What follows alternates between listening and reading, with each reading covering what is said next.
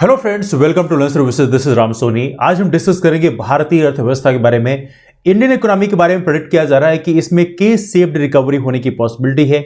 Discuss करेंगे case saved recovery किन लोगों को बेनिफिट देगा, किन लोगों को इससे नुकसान हो सकता है, आम आदमी को इससे कितना नुकसान हो सकता है, इनके बारे में डिस्कस करेंगे। This is a very important discussion. दूसरी बात यह है कि यदि आप लोग हमारे प्लेटफॉर्म में नए हैं तो आप लर्न सर्विसेज नाम का हमारा टेलीग्राम ग्रुप भी ज्वाइन कर सकते हैं। लर्न सर्विसेज एक ग्रुप है, उसे आप ज्वाइन कर सकते हैं। Well now look at this one. यदि आप देखेंगे तो यहां पर कई सारे न्यूज पेपर ने इसको दिखाया भी है। Pointers that India is witnessing A case saved recovery. Case saved recovery कैसे काम करती है, इसके अलावा बाकी जो सेफ हैं वो किस तरह से होते हैं, उसको भी डिस्कस करेंगे। ना अभी देखा जाए तो अभी एज उम्मीद लगाई जा रही है कोविड-19 के दौरान आपको पता होना चाहिए हमारे देश को, स्पेशली अर्थव्यवस्था को काफी बड़ा नुकसान पहुंचा है। हालांकि इस दौरान कई सारे जो बिजनेसमैन हैं उनमें काफी उछाल आया है।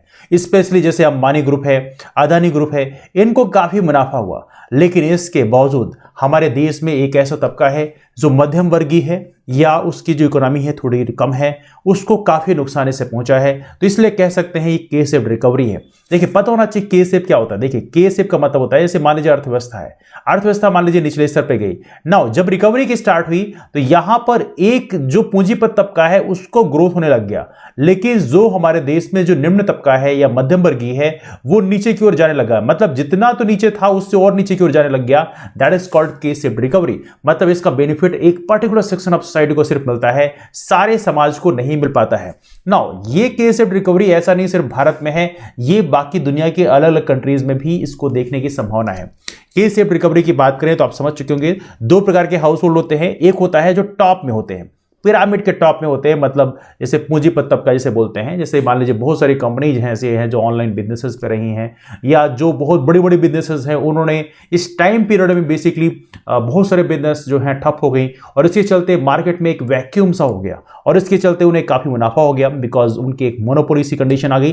तो इसके चलते यहां पर कह सकते हैं जो हाउस होल्ड हैं टॉप पिरामिड में, उनको यहां पे काफी मुनाफा हुआ क्योंकि उनके पास सेविंग रेट्स जो हैं कहीं ना कहीं सारी चीजें उनको बेनिफिट मिले इससे। लेकिन जो बॉटम सेक्शन पे है, मतलब जो हमारे हाउस होल्ड्स ऐसे हैं जिनकी इकोनॉमी जो है काफी अच्छी नहीं है, मीडियम लेवल के हैं या उससे लो लेवल के हैं, उनको यहां पर काफी दिक्कतों का सामना करना पड़ा क्योंकि उनकी जो जॉब्स हैं वो चली गई, इनकम जो है इनकम ऑलमोस्ट खत्म हो गई और इसके चलते जो उनकी सेविंग है वो भी खत्म हो गई क्योंकि उन्होंने उस सेविंग का इस्तेमाल जो है अपने लाइवलीहुड के लिए किया। तो कह सकते हैं इसमें जो पूंजीपति तबका है उसको तो काफी बेनिफिट मिलता है, लेकिन जो हमारा लोअर तबका है उसको यहां पे नुकसान हो गया। आप देख सकते हैं यहां पे जो बड़ी बड़ी बिजनेसेस हैं वो तो ऊपर की ओर जा रही है, लेकिन जो छोटी छोटी बिजनेसेस है वो और नीचे की ओर जा रही हैं। क्योंकि आपको पता होना चाहिए लॉकडाउन जब लगाया गया तो यहां पे हमारे जैसे किराने की दुकान है या बाकी होटल्स वगैरह हैं, छोटे छोटे होटल्स हैं, तो आपने वहां पे देखा होगा कि वहां पे लॉकडाउन के चलते पूरा बंद कर दिया गया, एवरीथिंग वाज स्टॉप्ड। तो इसके चलते यहां पर होटल्स बंद हो गए, किराने की दुकानें बंद हो गई। इन केस कोई बेचता हुआ पाया गया तो वहां पे पुलिस फोर्स ने उनके साथ में कई बार आपने देखा होगा कि काफी रफ तरीके से बिहेवियर किया है। बहुत सारे वीडियो जैसे वायरल हुए कि दुकान खुलवाकर उनको पीटा गया। तो such kind of events we have seen during that lockdown. तो कह सकते हैं लॉकडाउन के बाद जो छोटे छोटे बिजनेस फॉर्म्स हैं, छोटे छोटे बिजनेस वाले हैं, उनको यहाँ पे काफी नुकसान हुआ। जो ब्लू कॉलर वाले हैं, जो मैन्युफैक्चरिंग सेक्टर्स वाले हैं, उनको काफी नुकसान हुआ, या जो पुअर हैं उनको जॉब ही नहीं मिल पाई। जहां पर जॉब में थे उनको फायर कर दिया गया बिकॉज वो जो बेसिकली कंपनी है वो लॉस में चल रही थी, that's why they fired them out. तो इसके चलते हमारे यहाँ जो मध्यम वर्गीय और निम्न वर्गीय जो तबका है उसको काफी नुकसान का सामना करना पड़ा। नाउ मैक्रो इंप्लीकेशन की यदि हम बात करें के सेव्ड रिकवरी का क्या है, देखिए अपर इनकम हाउस होल्ड की बात करें, इससे इनको बेनिफिट मिला, बिल्कुल सही बात है, क्योंकि उनकी हाई सेविंग है, सेविंग उनकी अच्छी रही है। दूसरा, चूंकि उनकी कमाई भी अच्छी हो गई है, क्योंकि बहुत सारे ऐसे बिजनेसमैन हैं जिनको इस समय उन्होंने मौके का फायदा खूब उठाया and they earn a lot. जो बॉटम लेवल के हैं उनकी बात करें तो उनको परमानेंट लॉस ऑफ इनकम हुआ। पहली बात उनकी जॉब चलेगी, दूसरी बात उनको वेज यदि मिल रहे हैं, मान लीजिए उनकी सैलरी जो है 20,000 रुपए है तो 20,000 घटा के 7,000 रुपए 5,000 रुपए कर दिया गया, ये भी चीज हमने देखा।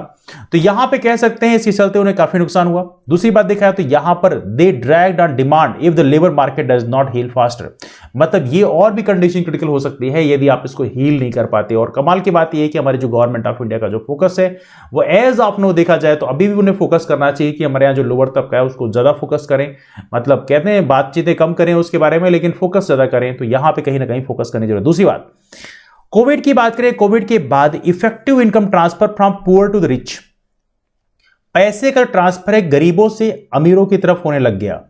ये चीजें भी हमने यहां पर देखा, क्योंकि यहां पर जो पुअर हैं या जो बेसिकली मार्जिनल लेवल पे हैं उनकी कंडीशन ये हो गई कि जैसे कोविड-19 मान लो चलो चला गया है ना, कोविड-19 के बाद में अब यहां पर क्या हो गया कि आमतौर पर जो रिच होता है वो कम खर्चा करना शुरू कर देता है, लेकिन जो गरीब है उसके साथ कंडीशन क्या है, उसकी तबीयत खराब हो गई, उसके पास कोई भी वो नहीं है, रिसोर्सेज नहीं है, तो उसका बेसिकली एक्सपेंडिचर बढ़ गया, मतलब खर्चा उसका बढ़ गया। और इसके चलते यहां पे देखा गया है कि जो रिच है वो और भी रिच हो गया और जो पुअर है वो और भी पुअर हो गया।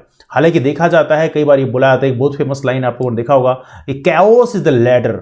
कुछ लोग कैओस का जो इस्तेमाल है वो लैडर के रूप में करते हैं। जब भी देश में कोई ऐसी समस्या पैदा होती है तो जो कुछ तबके ऐसे हैं जो उसे सीढ़ी के रूप में इस्तेमाल करते हैं और ऊपर की ओर चले जाते हैं। This is what we have seen during the कोविड-19 एज वेल। कोविड-19 के दौरान भी कई बार ऐसे देखने को मिला, बहुत सारे जो सिलेंडर हैं ऑक्सीजन के सिलेंडर, वहां पर बेसिकली आपने देखा होगा किस तरह से ब्लैक मार्केटिंग हो रही थी, कुछ लोगों ने उसको एज अपॉर्चुनिटी के रूप में इस्तेमाल किया। इवेंटली हमने ये तक देखा कि हमारे देश में जो शमशान दाह गृह हैं वहां पर भी लोगों को काफी समस्याओं का सामना करना पड़ा। सोचिए आपकी फैमिली का कोई मेंबर उसकी डेथ हो गई हो और उसको वहां पे जगह ही ना मिल पा रही हो, उसके लिए वो कई हजार रुपए आपसे पैसे मांग रहे हो। Such kind of pain we have seen in the society during the last few days. अब यहां पे देखा जाए तो एक तो ये कंडीशन है। कोविड-19 की बात करें तो यहां पे एक और चीज है, रिड्यूसेस कंपटीशन। अब यहां पे देखें तो यहां पे कंपटीशन जो है काफी कम हो गया, इसके चलते increases the inequality of incomes and opportunities. तो इसके चलते अपॉर्चुनिटी जो है वो भी क्या है, इनइक्वालिटीज, मतलब काफी डिफरेंसेस काफी ज्यादा हो गए। अब देखिए यहां पे एक और चीज होती है, क्या होता है कि सपोज करिए मान लीजिए आप बिजनेस कोई रन कर रहे हो है ना, अब बिजनेस तो आपकी बंद हो गई, तो मार्केट में जो अब बचा हुआ है वही अब करेगा, वही सप्लाई करेगा।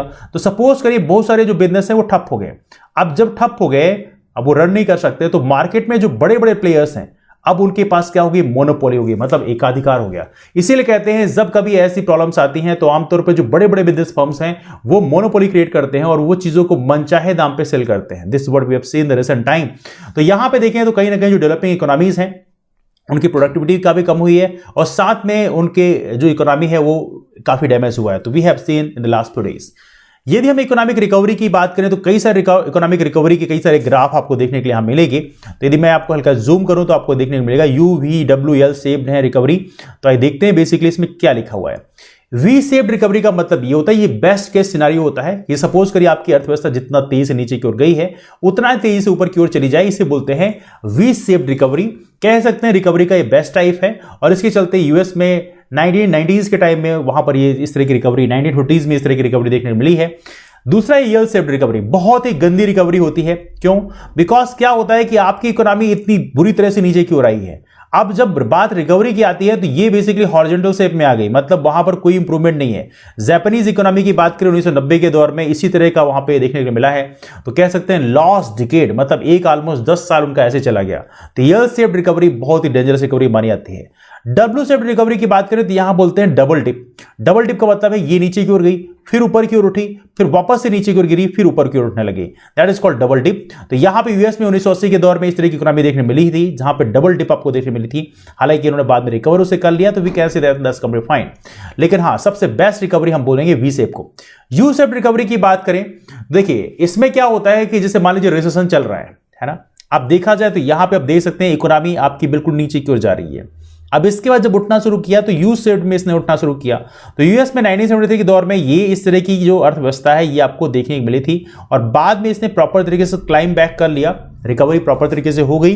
तो ये है यू शेप रिकवरी। हालांकि यू शेप और वी शेप लेवल सेम है, लेकिन हाँ ये है कि स्टीप फॉल की जगह यहां पे थोड़ा सा इंक्लाइंड फॉल होता है ना।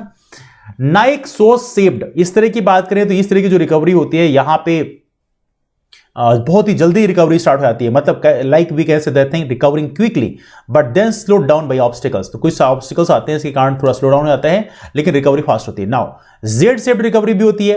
इसमें देख रहे हैं तो यहां पे आप देख सकते हैं कुछ ऐसी कंडीशन आती है, तो अनरियलिस्टिक आउटकम्स होते हैं जहां पे इकोनॉमी जो है क्विकली जो है राइज तो करती है लेकिन बाद में क्रैश भी कर जाती है, फिर वापस से थोड़ा राइज करना शुरू करती है, सच काइंड ऑफ थिंग्स। तो ऐसे कई सारे जो ग्राफ हैं जिसके माध्यम से आप देख सकते हैं इकोनॉमी की रिकवरी के बहुत सारे टाइप्स होते हैं, लेकिन सबसे महत्वपूर्ण बात है जो एज ऑफ नाउ पढ़ रहे हैं वो है के शेप्ड रिकवरी।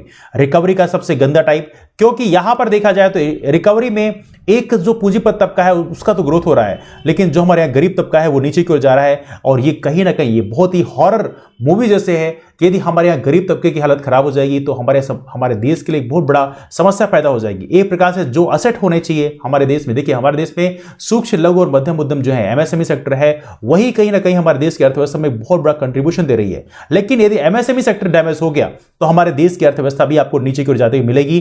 कुछ चंद पूंजीपतियों की बात करें तो उनके ग्रोथ होने से हमारे देश की अर्थव्यवस्था जो है वो रिकवर नहीं हो पाएगी। ये आप सभी को समझना पड़ेगा। This is the realistic phenomena.